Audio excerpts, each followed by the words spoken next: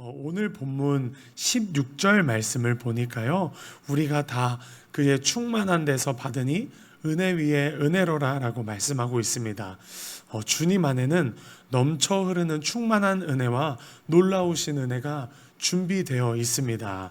우리는 예수 그리스도로 충만하여 예수 그리스도 안에 있는 이 은혜를 받고 누려야 될 줄 믿습니다. 오늘 저와 여러분에게 이 은혜 위에 은혜가 있기를 간절히 축복합니다. 그렇다면 은혜란 무엇입니까? 바로 구원이 은혜입니다. 우리가 구원받은 것, 그것이 은혜입니다. 에베소서 2장 8절 말씀에는 너희가 그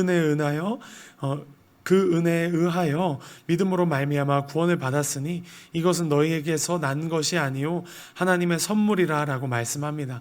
구원은 우리의 잘난 행위에 근거한 것이 아니라 전적인 하나님의 선물인 것입니다. 받을 자격이 없는 죄인에게 부어주시는 하나님의 사랑, 그것이 은혜입니다. 그래서 사도 요한이 우리가 하나님의 자녀가 된 것은 혈통이나 육정이나 사람의 뜻이 아닌 하나님의 은혜라고 말하고 있는 것입니다. 또 사도 요한은 은혜 위에 은혜에 대해서 이야기합니다. 은혜 위에 은혜란 은혜의 자리에 임하는 또 다른 은혜를 이야기합니다. 단 한 번의 은혜가 아닌 것입니다. 지속적인 은혜가 예수 그리스도 안에 준비되어 있다라는 것입니다. 넘쳐 흐르는 은혜가 예수 그리스도 안에 있다라는 것입니다.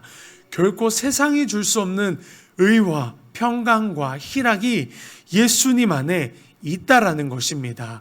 우리가 그것을 어떻게 받고 누릴 수 있는 것입니까? 바로 예수님 안에 거할 때 받고 누릴 수 있습니다. 내가 예수 그리스도 안에, 그리스도가 내 안에 거할 때 이것을 누릴 수 있는 것이고 받을 수 있는 것입니다. 저와 여러분이 오늘도 예수님과 동행하여 내가 예수 그리스도 안에, 그리스도가 내 안에 거하는 은혜와 축복이 있기를 간절히 축복합니다. 그러나 우리 그리스도인들에게는 구원만이 은혜가 아닙니다. 우리의 삶 전체가 하나님의 은혜인 줄 믿습니다. 우리는 이 은혜에 의존하며 살아가야 합니다. 우리가 세상에 썩어 없어질 것에 의존하며 살아가는 것이 아니라 우리의 삶 전체가 하나님의 은혜임을 고백하며 이 은혜를 의존하면서 살아가야 합니다. 사도 바울이 고린도전서 15장 10절 말씀에서 고백했죠.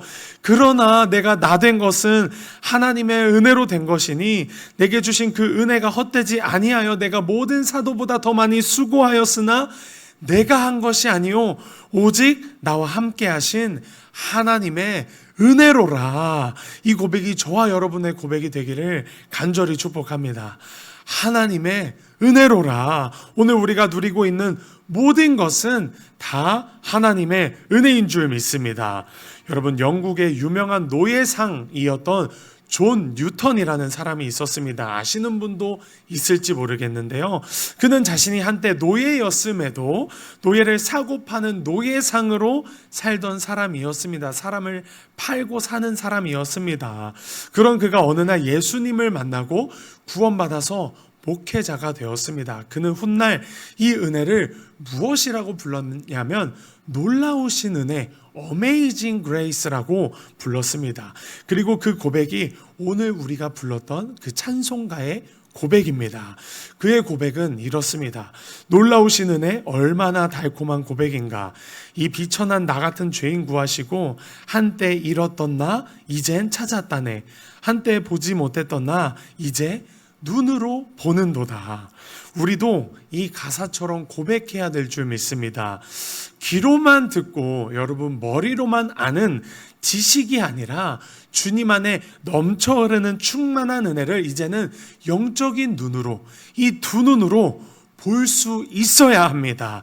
예수 그리스도 안에 준비되어 있는, 나를 향해 준비해 놓으신, 창세 전부터 나를 위하여 예비하신 이 은혜를 우리는 두 눈으로 볼 수 있어야 합니다. 그리고 우리는 예수 그리스도 안에서 이 은혜를 받고 누려야 합니다. 우리 안에는 이러한 은혜에 대한 목마름이 있습니까? 저와 여러분에게는 이러한 은혜에 대한 목마름이 있습니까? 여러분, 이 목마름, 의에 줄이고 목마른 자가 배부를 것이미요 라고 말씀하셨습니다.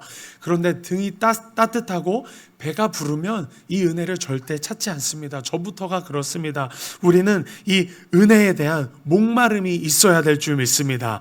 사막과 같은 황폐한 마음이 우리의 심령 가운데 있어야 합니다. 그리고 그 사막과 같은 황폐한 마음에 은혜의 장맛비가 내리기를 우리는 간절히 매일마다 기도해야 될 줄 믿습니다.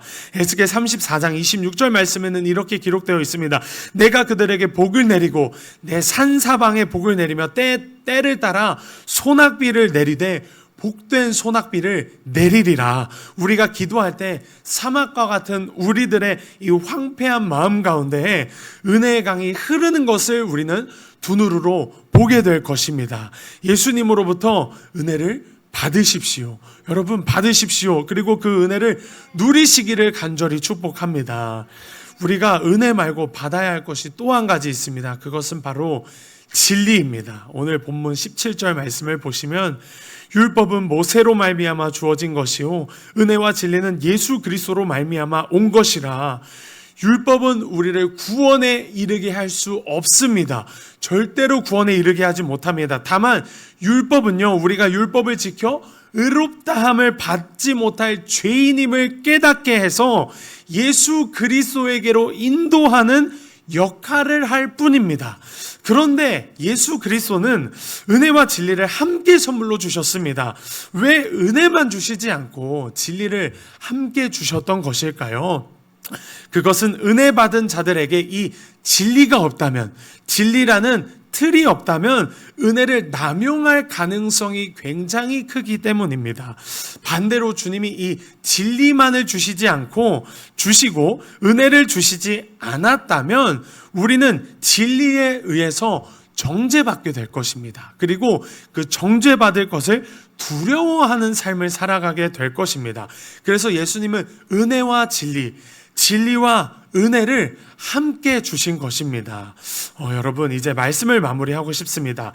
오늘 우리는 은혜와 진리, 그리고 진리와 은혜 안에서 살아가야 합니다. 은혜는요, 독생하신 하나님, 즉 예수 그리스도 안에서 주님이 준비하신 넘쳐 흐르는 은혜, 놀라우신 은혜를 내가 받아 누리는 것입니다. 받을 자격이 없음에도 주어지는 은혜를 우리는 전적으로 의존하며 살아가는 삶, 그것이 은혜 받은 자의 삶입니다. 그리고 진리 안에서 살아가야 합니다. 진리는 주님의 말씀을 따라가는 삶입니다. 주님의 말씀 가운데 거하는 삶은 결코 이 율법적으로 묶이는 속박의 삶이 아닙니다. 진리를 알지니 진리가 너희를 자유롭게 하리라 라고 말씀하셨잖아요. 성경은 그렇게 기록하고 있습니다.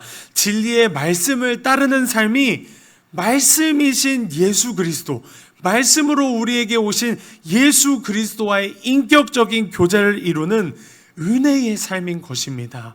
그러므로 여러분, 은혜 안에서 진리 곧 말씀 안에서 살아가시기를 간절히 축복합니다. 저와 여러분, 은혜와 진리가 충만하신 예수 그리스도께로 나아가십시오.